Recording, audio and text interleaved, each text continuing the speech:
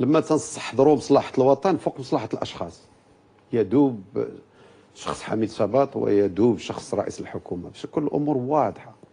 حنا من هنا الانتخابات المقبله غنحددوا جميعا شنو هي مصلحه البلاد.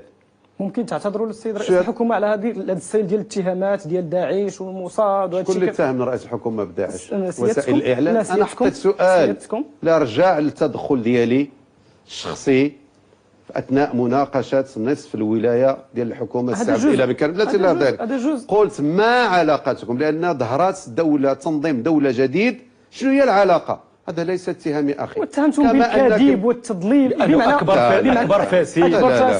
اتهمتوا فيما مشى شي دوله كيكون فيها الفيضانات واتهمتوا يعني بجميع الاوصاف. الله يرحمنا باش هذا. نعم الله يرحمنا بالمطار. واش اذا اقتضى الحال، اذا طلب حزب العداله والتنميه مثلا كشرط لاي تقارب اعتذار من طرف سي شباط عن كل ما بدر منه. اولا المعارضه والحكومه في العالم تكون اللغه لا بد طالعه ولا تيكون ما بين منطقيه، ولكن منطقيه ومنطق. هذا راه المنطق. شنو راه المنطق؟ انا تبعتي اليوم الدول كلها ديمقراطيه.